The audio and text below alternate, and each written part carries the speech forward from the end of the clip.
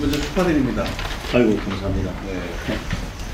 어려운 환경인데 걱정도 많이 도와주시고 우선 이렇게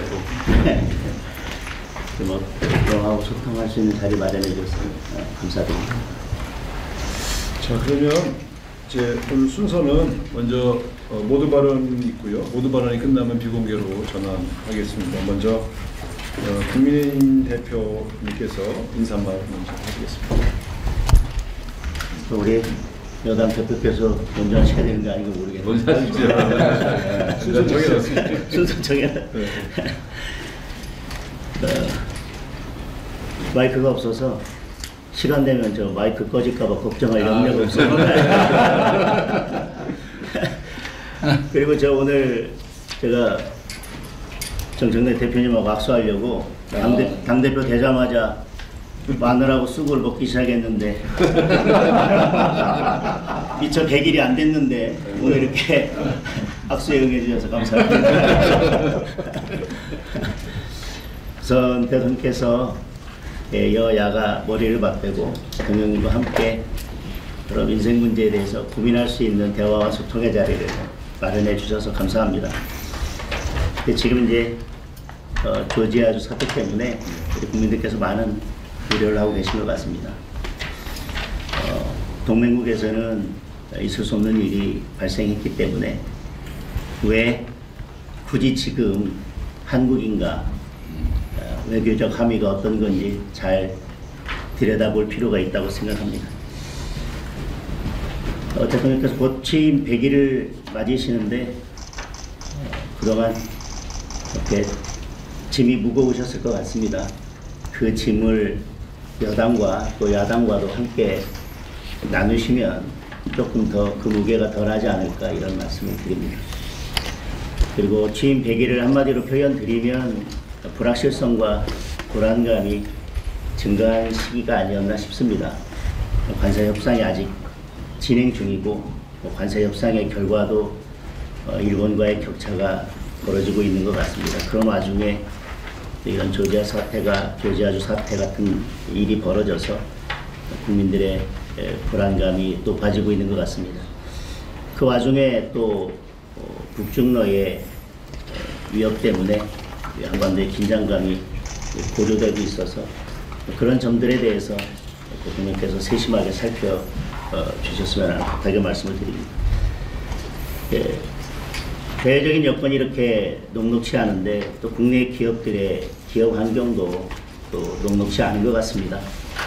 상법, 노란봉투법이 통과되었고 중대재해처벌법에 대해서 강력한 적용을 말씀하시면서 지금 건설 경기가 악화되고 있고 내수 부진이 이어지고 있습니다. 그에 따라서 고용도 악화되고 있고 청년 실업도 증가하고 있고 자영업자들의 폐업도 증가하고 있는 상황입니다.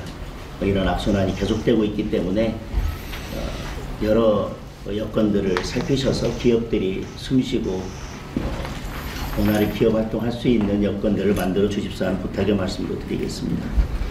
이렇게 국내 여건이 녹록치 않고 기업들이 힘들어지면 저는 대통령께서 말씀하셨던 결국 코스피 5천도 허망한 구호가 될 수 있기 때문에 코스피 5천에 대한 국민들의 기대와 열망이 높고 결국은 경제가 바탕이 튼튼해야 주가도 받칠 수 있는 거기 때문에 두 가지가 잘 조화롭게 될 수 있도록 대통령께서 살펴주십사 하는 말씀을 드리겠습니다.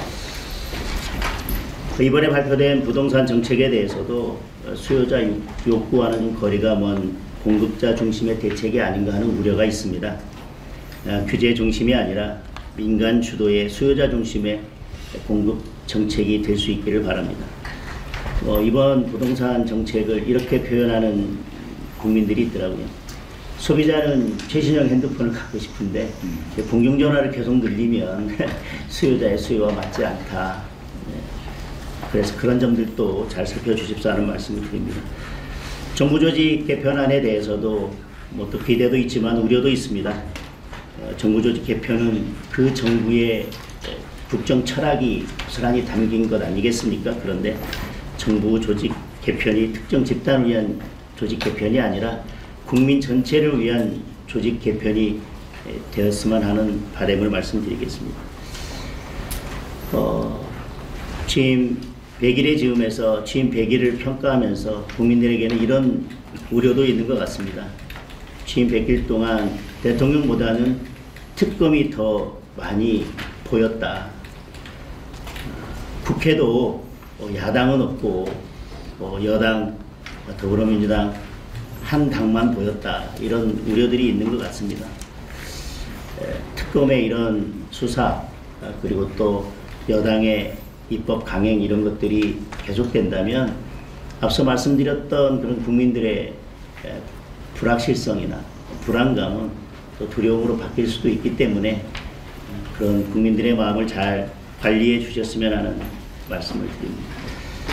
저는 이 지점에서 우리 대통령께서 큰 역할을 해 주셨으면 하는 바람입니다. 지금 대통령의 역할이 필요한 시기인 것 같습니다. 만약에 특검이 계속 이렇게 야당을 탄압하고 어쨌든 국회가 정상적으로 돌아가는 것을 막는다면 결국 특검이 겨냥하는 것은 야당이 아니라 국민이고 민생일 수밖에 없다.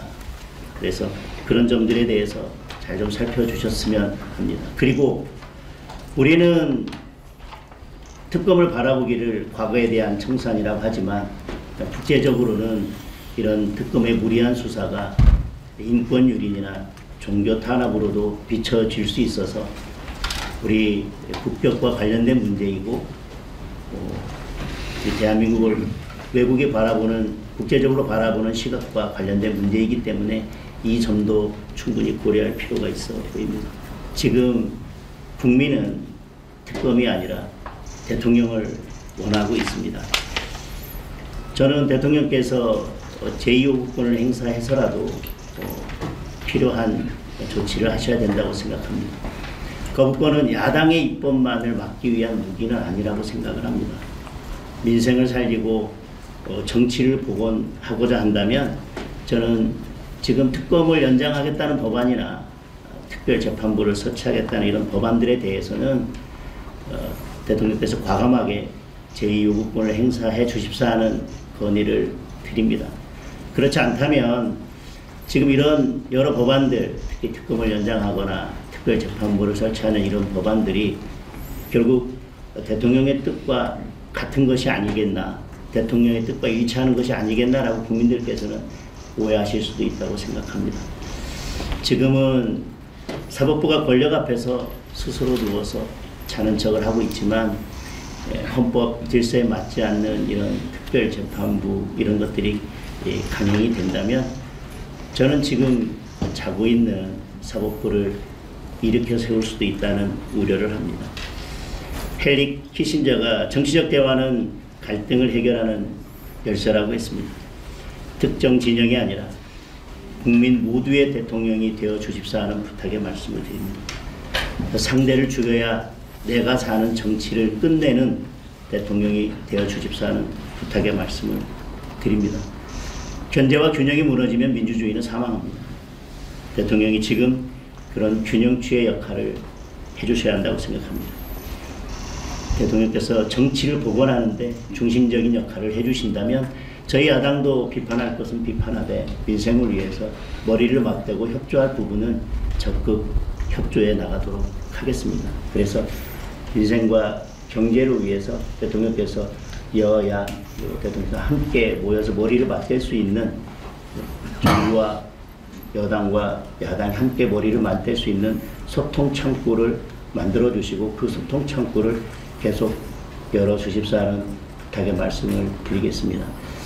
이렇게 여당과 야당이 함께 소통하면서 민생을 다시 논할 수 있는 이런 자리를 만들어 주신 데 대해서 다시 한번 감사드리고 이게 끝이 아니라 출발이 돼서 이런 소통의 자리가 계속 이어지고 결국 성과로 이어지는 자리가 계속 될 수 있기를 기대한다는 말씀과 감사의 말씀을 드리겠습니다. 세게 하실 줄 알았어요. 감사합니다. 네. 네, 이어서 더불어민주당 대표님 인사말 듣겠습니다. 우리 장동혁 대표께서